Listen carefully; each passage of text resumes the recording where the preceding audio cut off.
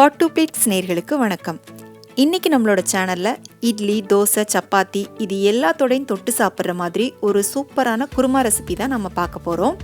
பொதுவாக நம்ம சப்பாத்திக்கு குருமா பண்ணுறோம் அப்படின்னா உருளைக்கிழங்கு குருமா பண்ணுவோம், இல்லை வெஜிடபிள் குருமா பண்ணுவோம். இன்றைக்கி நான் வித்தியாசமாக சொரக்காய் வச்சு உங்களுக்கு குருமா செஞ்சு காமிச்சிருக்கேன். ரொம்ப நல்லாயிருக்கும். இந்த குருமா பண்ணுறதுக்கு தேவையான பொருள் எல்லாம் கீழே டிஸ்கிரிப்ஷனில் கொடுத்துருக்கேன். வீடியோக்குள்ளே போகிறதுக்கு முன்னால் நீங்கள் நம்மளோட சேனலை இன்னும் சப்ஸ்கிரைப் பண்ணலை அப்படின்னா கீழே ரெட் கலரில் இருக்கிற சப்ஸ்கிரைப் பட்டனை அழுத்திட்டு சேனலை சப்ஸ்கிரைப் பண்ணிக்கோங்க. பக்கத்தில் இருக்கிற பெல் சிம்பலையும் கிளிக் பண்ணிங்க அப்படின்னா உங்களுக்கு 3 ஆப்ஷன் ஷோ ஆகும். அதில் ஆல் அப்படிங்கிற ஆப்ஷனை கிளிக் பண்ணி வச்சுக்கிட்டிங்கன்னா நான் போடுற புது வீடியோவோட நோட்டிஃபிகேஷன் உங்களுக்கு உடனுக்குடனே கிடைக்கும். வாங்க இப்போ இந்த சுரக்காய் குருமா எப்படி பண்ணுறது அப்படின்னு பார்க்கலாம். ஒரு கடாயில் 2 டேபிள் ஸ்பூன் எண்ணெய் ஊற்றிக்கோங்க.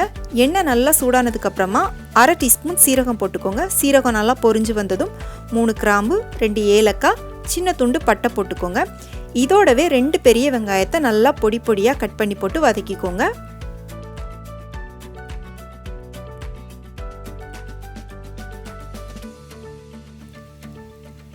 இந்த வெங்காயத்தோடவே 2 பச்சை மிளகாவை நீல வாக்கில் கீறி போட்டு வதக்கிக்கோங்க. பச்சை மிளகாய் காரத்துக்கு ஏற்ற மாதிரி நீங்கள் போட்டுக்கோங்க.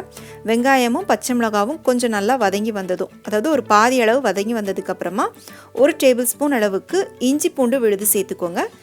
இஞ்சி பூண்டு சேர்த்துட்டு இஞ்சி பூண்டோட பச்சை வாசனை போக நல்லா வதக்கி விட்டுக்கோங்க.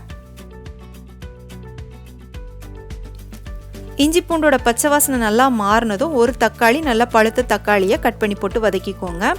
தக்காளி கொஞ்சம் நல்லா மசியாக வதங்கி வந்ததுக்கப்புறமா நம்ம இதில் சொரக்காய் சேர்த்துக்கலாம். இன்றைக்கி நான் இதில் 250 கிராம் அளவுக்கு சொரக்காய் எடுத்திருக்கேன். சொரக்காவை தோல் எல்லாத்தையும் சீவிட்டு சின்ன துண்டாக கட் பண்ணி வச்சுருக்கேன். இதை இதோட சேர்த்துட்டு இதுக்கு தேவையான அளவுக்கு உப்பு சேர்த்துட்டு நல்லா வதக்கி விட்டுக்கலாம். ஒரு 3 நிமிஷத்துக்கு இந்த வெங்காயம் தக்காளியோடு சேர்த்து இந்த சொரக்காவை கொஞ்சம் நல்லா வதக்குனதுக்கப்புறமா இதுக்கு தேவையான மசாலா பொருட்களை இதில் நம்ம சேர்த்துக்கலாம்.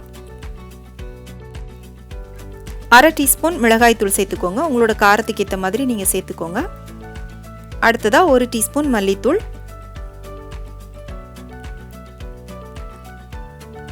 1/4 டீஸ்பூன் மஞ்சள் தூள், 1/4 டீஸ்பூன் கரம் மசாலா தூள். இதெல்லாம் சேர்த்துட்டு இந்த மசாலா பொருட்களோட பச்சை வாசனை போக நல்லா வதக்கி விட்டுக்கோங்க. ஒரு 2 நிமிஷம் நல்லா வதக்கிட்டீங்க அப்படின்னா இந்த மசாலா பொருட்களோட பச்சை வாசனைலாம் போயிடும். அதுக்கப்புறமா இதுக்கு தேவையான அளவுக்கு தண்ணி சேர்த்துக்கலாம். நான் இன்றைக்கி ஒரு 1.5 கிளாஸ் அளவுக்கு இதில் தண்ணி ஊற்றிருக்கேன்.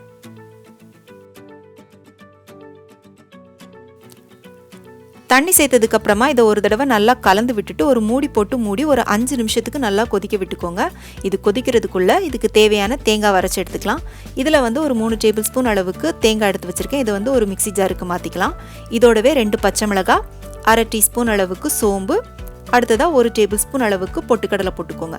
பொட்டுக்கடலைக்கு பதிலாக நீங்கள் வேர்க்கடலை போட்டுக்கலாம் அல்லது முந்திரி பருப்பு கூட போட்டுக்கலாம். இதில் 1 டேபிள் ஸ்பூன் கசகசாவை சுடு தண்ணியில் ஒரு 10 நிமிஷம் நான் ஊற போட்டு வச்சுருக்கேன். இது அந்த தண்ணியோடவே இதில் சேர்த்துட்டு இது எல்லாத்தையும் நல்லா விழுதாக அரைச்சி எடுத்துக்கலாம்.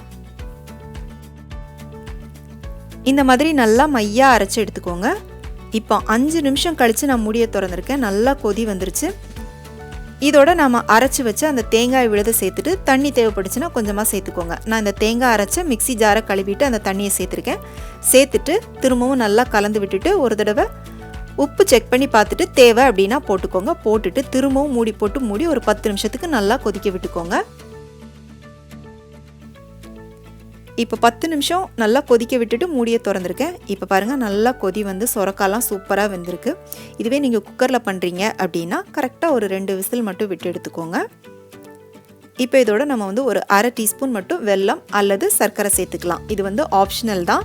இது சேர்க்கறதுனால உங்களுக்கு அந்த உப்பு காரம் இதெல்லாம் கொஞ்சம் பேலன்ஸ் பண்ணி கொடுக்கும்.